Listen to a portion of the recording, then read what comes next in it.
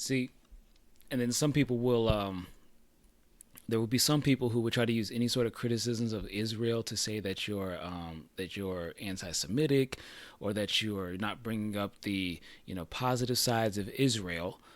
So you have somebody that's sharing this clip from Israel saying that hundreds of Israelis gathered in an event and sang songs including Om Namah Shiveh, or I don't know how to pronounce that, chant to pray for India in its fight against COVID-19. I mean, COVID-19, India doesn't need prayers, they need resources, and they need all the other, people who have the intellectual property to waive I'm saying, those to waive that shit, so that way they can make their own generic, same versions of the vaccine. And not let these pharmaceutical companies just keep raking in. Johnson and Johnson, they've made a really good vaccine, and they're raking in a lot of money, really too much money, from something that was funded mainly through public funding, or public taxes and whatnot. But this is what we like to call virtue signaling. Saying they don't need religious chants and whatnot. They need resources and supplies. And also, who actually needs supplies is a much closer group to Israel, who is not who has long suffered, saying, lack of access to adequate health care, including the COVID vaccine materials and other things that they need over there. So they should be, this is just performative bullshit. But in any case, so let's see some updates in the India situation. The UK sends world's largest cargo plane carrying three 18-ton oxygen generators and 1,000 ventilators as part of the UK's latest response to India's COVID-19 crisis. And oh my God, that's going to be a layer. I would love to know. That's great coming from the UK, especially from England. Saying, like, it's the least y'all could fucking do. Saying, thinking of everything y'all took for those people.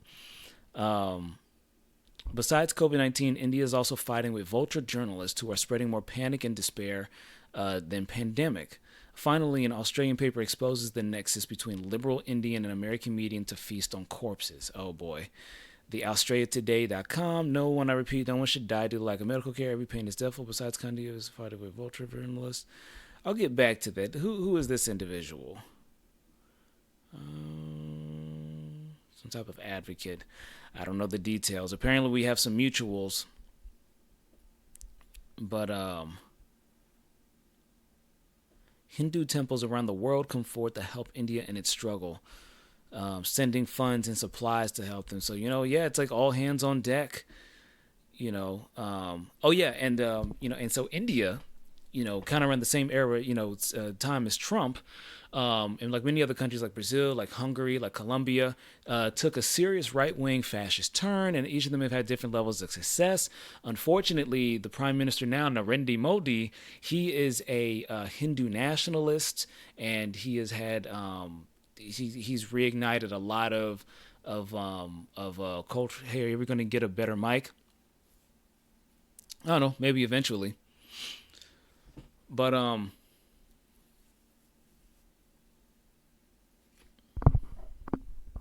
it is pretty quiet. Quiet? I didn't realize.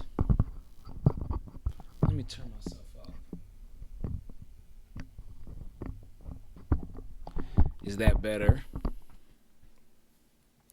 Anyway, so like I was saying, Narendra Modi is a right-wing authoritarian. He's a Hindu nationalist, and he's reignited a lot of saying cultural and social divisions within India in the last several years, including the last one, which was shit, I forget the name of it, but he's pretty much opened up, a lot of big cans of worms and shit from a very right-wing perspective. But what he's saying, what's happening now? Okay, good. Thanks for letting me know.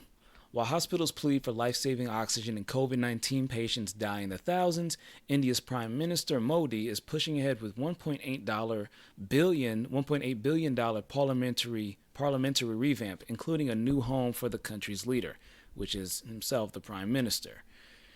Oh, wow.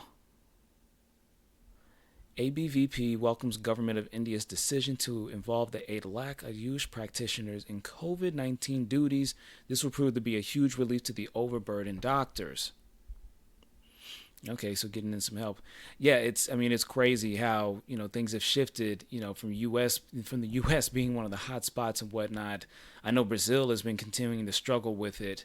Um, and they seem to have even less of a serious social response than we have out here. And now you have India, whom, Ashley, I actually remember, as a matter of fact, me, you, and a couple other people were on a podcast, one of my podcasts, when we were talking about like the onset of this shit and seeing footage from India of a police officer beating um, of uh,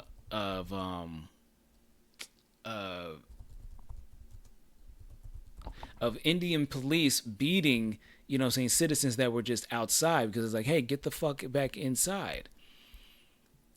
India police beat citizens. India police, COVID.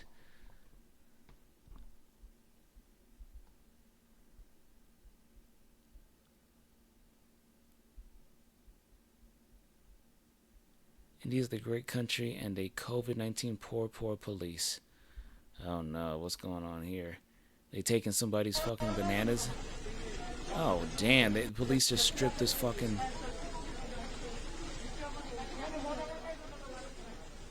They just stripped this poor person, stripped everything, just stripped their goods from them, threw in the back of a truck. Disgusting. But the one we were talking about, Ashley, was yeah, police. They were beating somebody because it was like, hey, get the fuck inside. And the thing is, I remember saying that, like, because we were really struggling with it in the U.S. And the question that I brought up was like, well, obviously this shit wouldn't really fly out here, not for like COVID, not for enforcing, COVID lockdowns. But I said, is this something that we should try? Is that something that would be necessary? And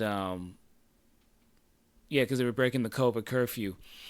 And but now, what I'm saying, it's just kind of proves, the point that it's like, no, that wouldn't have, yeah, they should have stayed inside, but that has to be something that people already understand and take seriously. And unfortunately, we didn't have that foundation in the United States, and so there was no way that it was really going to take hold and be that way.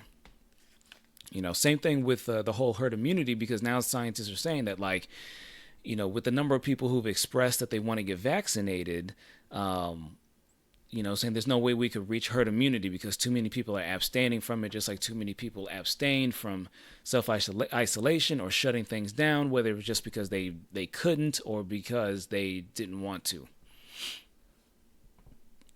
But yeah, that's just wild. Um, mm, mm, mm. Damn.